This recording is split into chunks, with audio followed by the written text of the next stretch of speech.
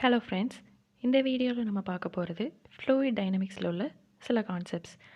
என்னென்ன கான்செப்ட்ஸ்லாம்னா வோர்டிசிட்டி வெக்டார். வோர்டிசிட்டி வெக்டாரை எப்படி டினோட் பண்ணுவாங்கன்னா ஜீட்டான்ற சிம்பிள் வச்சு. Next local and particle rate of change.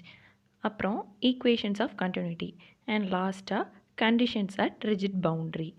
இந்த 4 கான்செப்ட்ஸோட kinematics of fluids in motion வந்து கம்ப்ளீட் ஆகுது.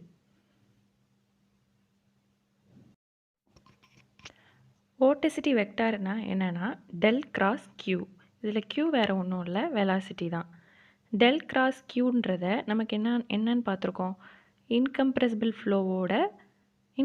ஃப்ளோவுக்கு நம்ம டெல் கிராஸ் கியூன்ற நோட்டேஷன் பார்த்துருக்கோம். ஆனால் இன்கம்ப்ரெசிபிள் ஃப்ளோவுக்கு டெல் கிராஸ் கியூ 0வாக இருக்கும். அப்போ 0வாக இல்லாத நேரத்தில் அதுக்கு ஒரு நேம் கொடுத்துருக்காங்க, அதுதான் ஜீட்டா. அதே இது அப்போ நம்ம இந்த ஜீட்டா டேர்ம்ஸில் இன்கம்ப்ரெசிபிள் ஃப்ளூயிட் இல்லைனா பொட்டென்ஷியல் ஃப்ளோவுக்கு நம்ம ஒரு வேல்யூ கொடுத்துடலாம். அது என்னென்னா ஜீட்டா வந்து 0வாக இருக்கும். அப்புறம் என்னென்னா வோர்டிசிட்டி லைன்ஸ் டிஃபைன் பண்ணலாம். ஸ்ட்ரீம் லைன், பாத் லைன் மாதிரி இந்த வோர்டிசிட்டி வெக்டார் வச்சு வோர்டெக்ஸ் லைன்ஸ் நம்ம டிஃபைன் பண்ணலாம். அதாவது இந்த கர்வ்ஸ் டேஞ்சன்ட் டு ஃப்ளூயிட் இந்த டைரக்ஷன் ஆஃப் ஜீட்டா, அதை தான் வோர்டெக்ஸ் லைன்ஸ்னு சொல்லலாம். ஜென்ரலாக வோர்டெக்ஸ் லைன்ஸ் வந்து ஸ்ட்ரீம் லைன்ஸோட கோயின்சைட் ஆகாது. Okay, first local and particle rate of change பற்றி பார்க்கலாம். இதில் 2 ஃபங்க்ஷன் கன்சிடர் பண்ண போகிறோம். ஃபஸ்ட்டு ஒரு ஸ்கேலார் ஃபங்க்ஷன் ஸ்மால் எஃப், அப்புறம் ஒரு வெக்டார் ஃபங்க்ஷன் கேபிட்டல் எஃப். இந்த ரெண்டுமே function of x, y, z and டீயில் இருக்குது. இதில் ஒரு பாயிண்ட் P வந்து Pலேருந்து P' மூவ் ஆகும்போது அதோட சேஞ்ச் என்னவாக இருக்கும்னா எக்ஸ், ஒய், ஜெட்லேருந்து டெல் எக்ஸ் குவான்டிட்டி ரெஸ்பெக்டிவாக ஆட் ஆகுது.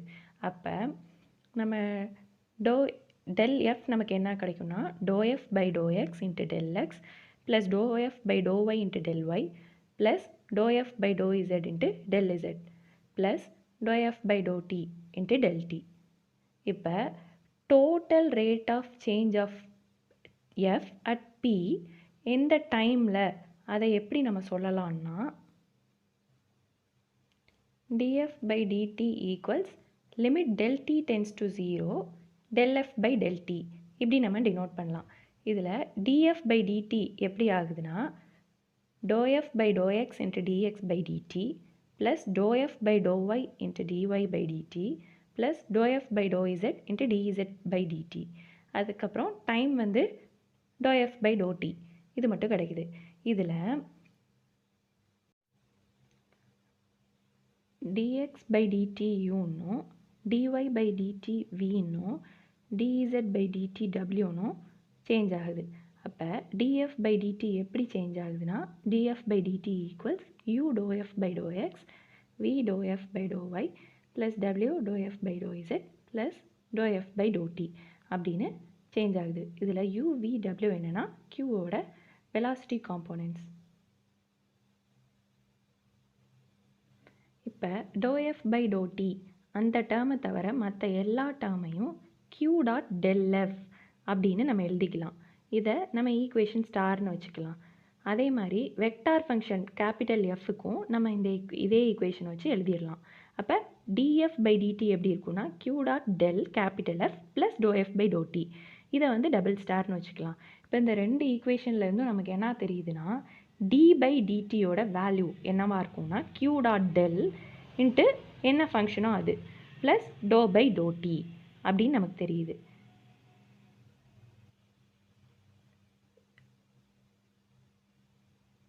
அப்போ இதுதான் ரேட் ஆஃப் சேஞ்ச். இந்த d by dt equals q dot del plus ∂f by ∂t இதுதான் rate of change.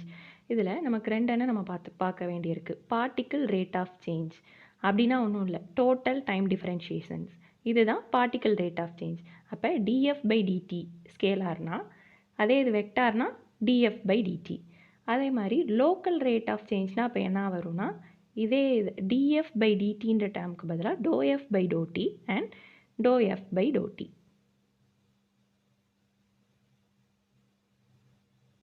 Equation of continuity பார்க்கலாம்.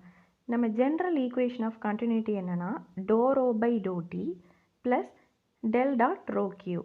இதில் rho என்னென்னா டென்சிட்டி ஆஃப் த ஃப்ளூயிட், அதே மாதிரி q வந்து வெலாசிட்டி ஆஃப் த ஃப்ளூயிட். இப்போ ஃப்ளோ ஸ்டெடியாக இருந்தால் நமக்கு என்ன தெரியும், டைமை பொறுத்து எந்த சேஞ்சும் இருக்காது. அப்போ இந்த டேர்ம் 0 ஆகிடும். அப்போ நமக்கு என்ன வரும், equation of continuity del dot rho q equal 0. அதே இது ஃப்ளோ வந்து ஹோமோஜீனியஸ் அண்ட் இன்கம்ப்ரெசிபிள் ஃப்ளோவாக இருந்துச்சுன்னா டெல் டாட் q ஈக்குவல் 0 அப்படின்னு வரும். ஏன்னா டென்சிட்டி 0வாக இருக்கும், கான்ஸ்டண்ட்டாக இருக்கும், அதனால் டெல் டாட் q ஈக்குவல் 0 வரும். இப்போ நமக்கு இன்னொன்று என்னென்னா, முக்கியமான பாயிண்ட் இதுதான். If the flow is of potential கைண்டாக இருந்துச்சுன்னா ஈக்குவேஷன் ஆஃப் கண்டினியூட்டி என்ன வரும்னா del square phi equal 0, which is nothing but Laplace equation. அப்போ ஜென்ரல் ஈக்குவேஷன் ஆஃப் கண்டினியூட்டி என்னென்னா dou rho by dou t plus del dot rho q equal 0. அதே இது steady ஃப்ளோக்குனா del dot rho q equal 0. அதே இது homogeneous and incompressible ஃப்ளோக்குனா del dot q equal 0. அதே இது ஃப்ளோ வந்து பொட்டன்ஷியல் கைண்டாக இருந்ததுன்னா அதோட equation of continuity del square phi equal 0. அடுத்த concept conditions at rigid boundary. இதுக்கு இதை ஒரு பவுண்ட்ரியாகவும் மேலே ஒரு ஃப்ளூயிடும் இருக்குதுன்னு வச்சுக்கலாம். அட் அ பாயிண்ட் பியில் ஃப்ளூயிடோட வெலாசிட்டி க்யூன்னு வச்சுக்கலாம். அதே இது பவுண்ட்ரியோட வெலாசிட்டி யூன்னு வச்சுக்கலாம். இந்த என்னன்றது யூனிட் நார்மல் அட் பி. அப்போ நம்ம இந்த ரிஜிட் பவுண்ட்ரியோட கண்டிஷன் என்னவாக இருக்கும்னா q dot n vector equals u dot n vector. இதில் q வந்து ஃப்ளூயிடோட வெலாசிட்டி, u வந்து பவுண்ட்ரி வெலாசிட்டி, இது ரெண்டும் சேஞ்ச் ஆகும். ஆனால் இந்த n வெக்டார் ரெண்டுக்குமே காமன். அப்போ கண்டிஷன்ஸ் அட் ரிஜிட் பவுண்ட்ரியில் நம்ம ஞாபகம் வைக்க வேண்டியது என்னென்னா இது ஒன்றே ஒரு பாயிண்ட் தான், q dot n equals u dot n.